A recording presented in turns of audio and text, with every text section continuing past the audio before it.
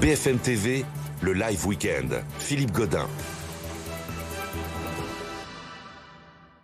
Mais d'abord, c'est une petite révolution dans le monde de la santé. Gabriel Attal veut simplifier l'accès aux soins. Le Premier ministre fait ce matin une série d'annonces très concrètes dans la presse quotidienne régionale. Dès le mois de juin, votre quotidien va changer. Ça va être au moins expérimenté dans une partie des départements. On va vous donner tous les détails avec nos éclaireurs. Et c'est Fanny Wegscheider qui nous rejoint. Bonjour Fanny, Bonjour, on a Philippe. besoin de vous pour y voir clair. Beaucoup d'annonces de Gabriel Attal ce matin. Très concrètement, qu'est-ce qui va changer ? Regardez, dans notre vie quotidienne, on a tous eu ces exemples et vous allez voir ce que ça va changer concrètement.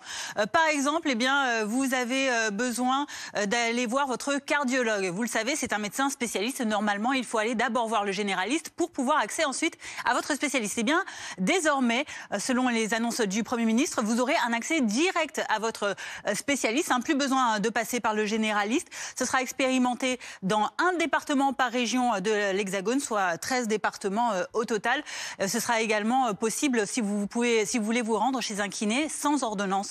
Autre exemple, par exemple, vous avez l'angine, ça gratte dans la gorge, ça fait très mal, ou encore, un peu plus douloureux encore, une cystite, ça a besoin, vous le savez, d'antibiotiques pour être traité rapidement. Alors là aussi, les nouvelles mesures vous permettront de gagner du temps sur les rendez-vous avec le généraliste. Vous pourrez aller directement chez les pharmaciens, eux-mêmes pourront vous prescrire ces ordonnances d'antibiotiques pour traiter ces maux. Si votre problème, c'est plutôt la vue, sachez que si vous constatez que votre correction ne fonctionne plus très bien, que votre vue a changé, vous pourrez aller directement en boutique chez l'opticien. Il pourra lui-même également adapter votre ordonnance d'ophtalmologue en fonction donc de votre évolution de la vue. Alors ça, c'est tous les plus, entre guillemets, plutôt avantageux a priori pour les patients. Il y a une contrepartie qui est demandée aux patients, une contrepartie quand ils n'iront pas au rendez-vous qu'ils ont pris. Oui, et cette mesure, elle vise à responsabiliser les patients et également à libérer quelques 20 à 30 millions de créneaux